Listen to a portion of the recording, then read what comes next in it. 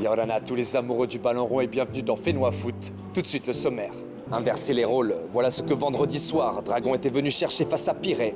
Distancé au classement par les 2 points bonus du leader, Efraïn Araneda et ses protégés de Titioro pouvaient rattraper leur retard sur les hommes de Naya Bennett et s'octroyer provisoirement en cas de succès la tête des playoffs. Dans le même temps, samedi après-midi du côté de la presqu'île, Pouéou et Vénus se disputaient quant à eux 4 points indispensables dans la course à la victoire finale. Retour en début d'émission sur ces 2 rencontres de prestige où l'enjeu du résultat a atteint son paroxysme. Nous ferons ensuite un crochet par la Fédération tahitienne de football, où le week-end dernier, près d'une centaine de jeunes filles U11 et U15 s'étaient donné rendez-vous sur le synthétique de la FTF pour l'incontournable plateau 100% féminin, Sereva.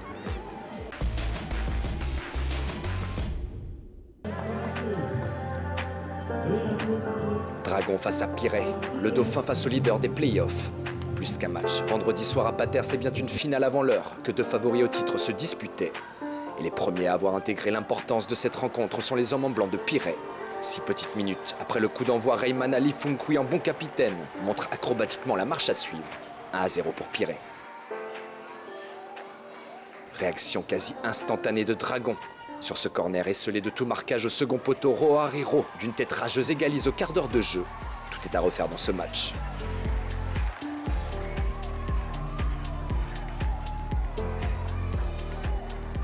Juste avant la pause, la vivacité du jeune Enel Teamoana met tout le monde d'accord. À la réception de ce centre millimétré, l'inaltérable Tamato Tetawira va de la tête remettre son équipe sur les bons rails. 2-1, Pirée rentre au vestiaire avec un avantage d'1 but.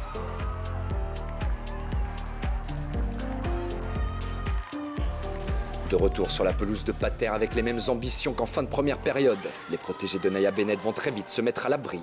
Sur cette frappe, mal repoussée par Tardivelle, Tetawira en renard des surfaces n'a plus qu'à pousser le ballon au fond des filets. 3-1, le break est fait. Dragon pousse, et à 15 minutes du coup de sifflet final, les hommes de la vallée de Titioro vont même réduire la marque. Au second poteau, sur cette puissante demi-volée, Tuteo Tufariua relance son équipe. 3-2. Plus qu'un tout petit but d'écart au tableau d'affichage. Les coéquipiers de Tseyu tentent alors le tout pour le tout. Malheureusement, la finition, elle, n'est plus au rendez-vous. 3-2, ce sera le score final. Opération réussie pour Pirée, qui s'accroche dur comme fer au siège de leader des playoffs. Le titre se rapproche à grands pas. Oui, c'est sûr que ce soir, on venait chercher la victoire parce que, en fonction des playoffs, on sait qu'on n'a pas droit à l'erreur. Chaque match est comme une finale de coupe, donc on se doit de tout gagner. Et ce soir, c'est sûr que Dragon, c'était un concurrent direct, donc sortir les 4 points ce soir, c'est sûr que c'est très important pour nous. Du côté de Tiopo, là aussi la rencontre valait son pesant d'or. Opposé samedi après-midi à Pouéou, l'AS Vénus et son homme à tout faire, Tao Nuiteo, n'ont pas mis longtemps avant de faire valoir leurs ambitions. 9 minutes précisément. À la finition de ce centre, qui de mieux placé que le meilleur buteur, toute compétition confondue, Filou. 1-0, le match est lancé.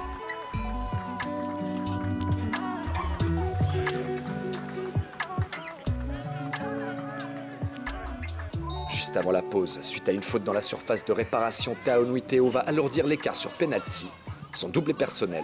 2-0, ce sera le score à la mi-temps. De retour sur la pelouse avec les mêmes intentions, l'AS Vénus va 3 minutes après la reprise se mettre définitivement à l'abri. À la finition de cette belle action collective, le serial buteur mariné blanc ne rate pas l'offrande faite par Taotikek. Filou, 3. Pouéou, 0.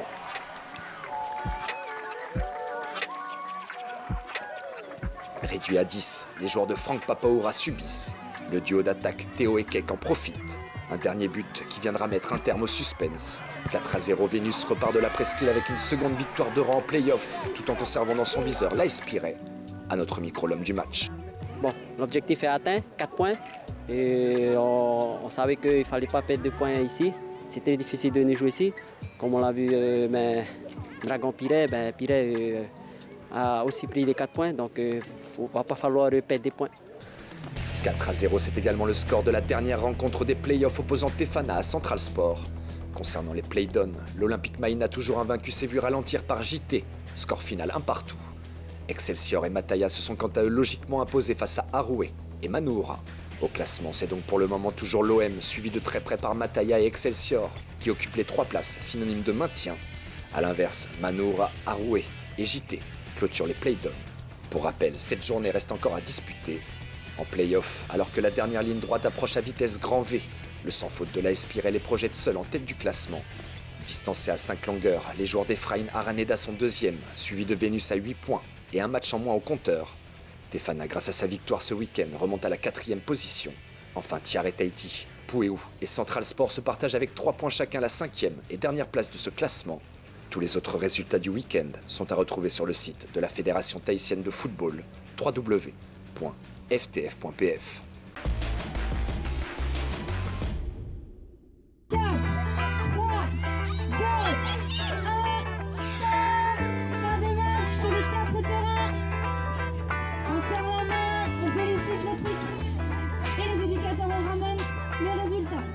Lancé pour la toute première fois en novembre dernier par la FTF, le plateau 100% féminin réservé exclusivement aux jeunes filles U11 et U15 du Fénois n'en finit pas d'attirer les foules.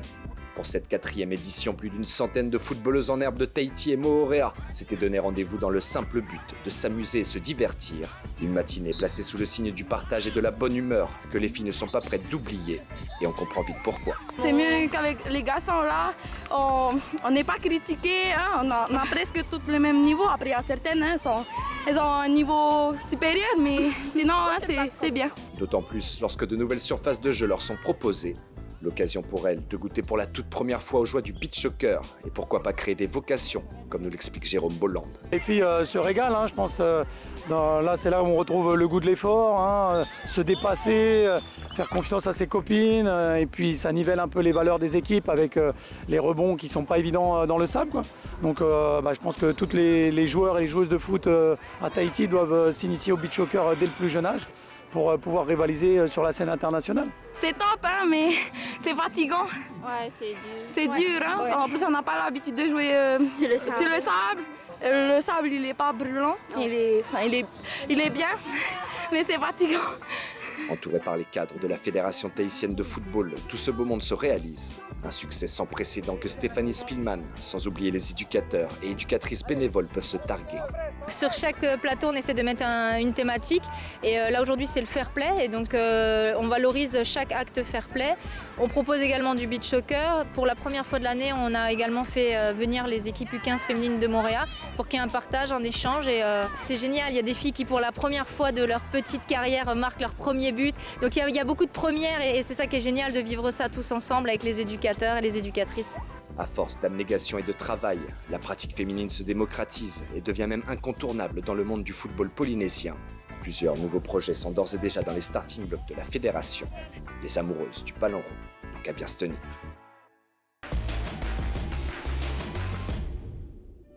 Voilà Fénois Foot, c'est déjà fini pour aujourd'hui. On se retrouve bien évidemment la semaine prochaine avec la 4e journée des playoffs, sans oublier le Mondialito Tahiti 2021, disputé ce week-end au siège de la Fédération tahitienne de football. Excellente soirée sur les antennes de Tahiti Nui Télévision.